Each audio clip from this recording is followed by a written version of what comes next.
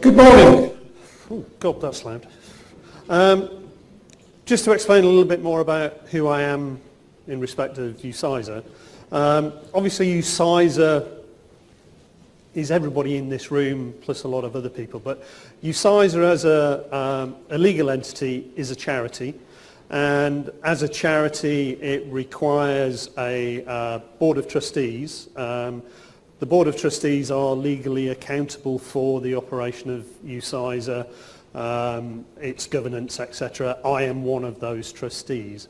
I'm really pleased that Matt talked about the administration team behind UCISA. They are the people that actually do the real day-to-day work of UCISA. And one of the things I want to tell you about today is we've got some really important news. For us on the trustees and the groups, it's quite exciting news. But in terms of how UCISA is structured, it's quite important news. And you in the room will be the first people to hear this publicly announced. A few people amongst the groups have heard this already, but you will be the first people that hear this news. As you probably know, the UCISA administration team, the office is based at the University of Oxford, and we've had tremendous support from the University of Oxford over the years. Fantastic relationship. The UCISA office staff are actually employed by the University of Oxford. UCISA, the charity, has a service agreement with the University of Oxford, so the staff are actually part of the IT department at the University of Oxford. As you are aware, we announced the UCISA strategy back in 2018, 2017, the end of 2017. And part of that strategy was to try and improve the services that we offer to the membership, the value that we offer to the membership. So we've been having a lot of discussions with the University of Oxford about how we do that. And one of the things that we've agreed with the University of Oxford is that we've now got to the point where we need to significantly expand what we do, and actually now is the time that we need to have a different administration, a different setup of our operation. So as of December, we will be setting up UCISA so that all the staff in UCISA will be directly employed by UCISA, and we will be moving out of the University of Oxford campus. So this is a mutually agreed decision with the University of Oxford, and they've been incredibly supportive of this, and they're helping us transition into the next phase of UCISA. In terms of practically what happens, hopefully you won't see any significant differences immediately. All of the staff are being consulted with at the moment, and they will hopefully be transferring with us when we move to new offices. The new offices are going to be at the Harwell Science and Technology Park, so not actually that far away. And this will be actually quite a momentous milestone for UCISA as we move on and develop how we operate, how we expand all of the services that we provide to you as members. The other thing that I'd like to point out today, and you should all be aware of this, we have sent out communications earlier on this summer, is that as part of this development of UCISA as an organisation, the trustees took the decision at the beginning of this year that we needed to expand the UCISA team, and particularly in terms of its leadership capacity. So earlier on this year we were very happy to appoint a new CEO, Chief Executive Officer for UCISA, who is Deborah Green. Could I ask Deborah, could you stand up and just, everybody sees your face. So Deborah is our Chief Executive Officer. Deborah and the staff in the office at Oxford are doing all the hard work in terms of this transition, moving into Harwell. If you've got any questions about the uSizer operation, please feel free to grab Deborah or Sian or Breed throughout the day. Couple of other things that want to talk to you about that we've been doing over this year that we've started to develop. I don't know whether any of you heard or even attended the digital accessibility event a short while ago. Has anybody managed to attend that? No? Okay. That is an example of an event we're planning on doing more of in response to events that are happening within the sector and actually outside the sector. So if you're not aware, there are new regulations coming into place regarding the presentation of information digitally on websites, etc., to make them accessible to everybody. This was an event organised by the Digital Education Group, which brought together the expertise of the community and expertise beyond the wider uSizer community. It worked really well. We saw some of the feedback from the event, which was incredibly positive, and people are asking for more.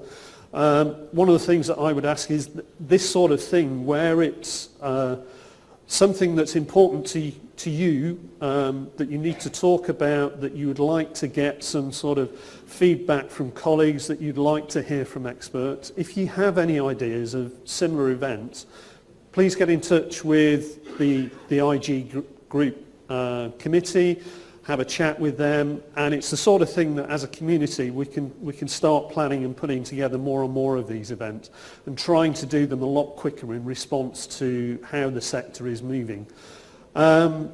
Another piece of work that's been going on is trying to provide not necessarily events but more resources a lot quicker. I don't know whether you've seen the director cut emails or have been on the website recently and had a look at those, but this again is a piece of work that we're trying to do to respond and react to requests for more information, more guidance, and recent ones that have been put out. There was one put out to support the digital web accessibility. A more recent one is about responding to freedom of information requests, where we're getting asked about security questions, etc., which for me as an IT director gets me really worried if I'm giving away secrets about, well, not necessarily secrets, but if I'm giving away information about how our network operates, how our servers operate. It's information that would be valuable to an attacker. So we put out a piece that described how we can respond to these sorts of requests, complying with the Freedom of Information Act, but protecting ourselves, the interests of universities and further education institutions as public bodies that actually, whilst the public have a right for information, the institutions themselves need to ensure that they don't endanger the operation of the institution. So we're doing more of those sorts of things. So if you've got any ideas on that you want us to work on, let us know. Okay, so that's the messages from uSizer. The conference itself, really excited about.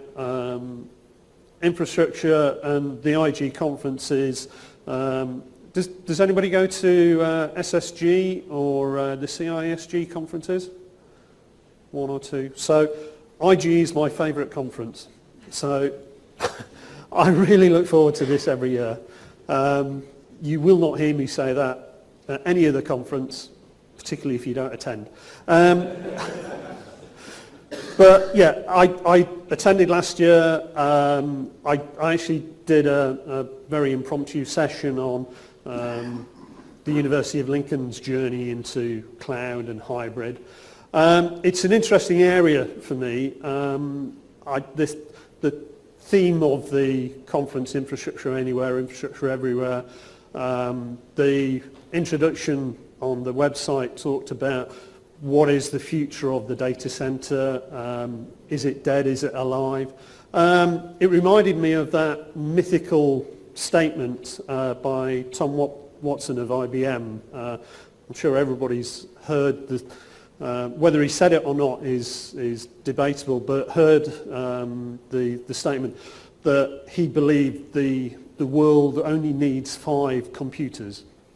Now, obviously, at that time, we know now that it was nonsense, but actually, with the advent of cloud computing over the last decade or two, are we actually moving to an environment where the bulk of compute and storage is going to be provided by a small handful of very large vendors? So that vision of 5 computers, it might not be 5 computers, but in terms of where all of the bulk of compute and storage lies, are we moving towards that sort of environment where we have just a handful of big vendors that are providing that? And it might not be 5, but might be a few more, but that sort of environment.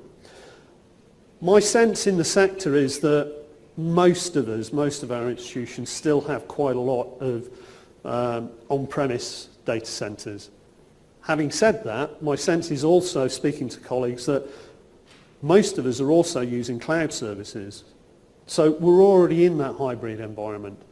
What I'm not so convinced about is that as a sector, we are fully prepared and fully ready to work in that hybrid environment. So one of the things I'd ask you to do is think about the sort of questions that you need to be asking yourselves, you need to be asking the partners that you work with, the vendors, about how we operate. Are vendors ready to work in that hybrid environment? We've got business processes and data that are the services that work across all of the infrastructure, but are we in a position to actually operate that? What do we need to think about?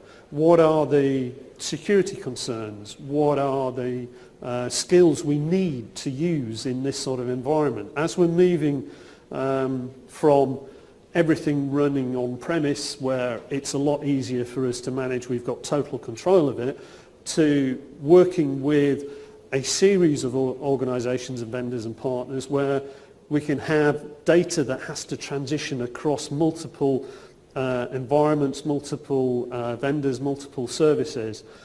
Are we ready for that? I'm not so sure we are yet.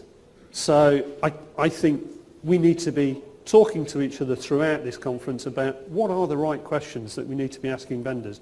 What are the right questions that we need to be asking each other? So I leave you at that point. I've had the 1-minute warning, so I better shut up.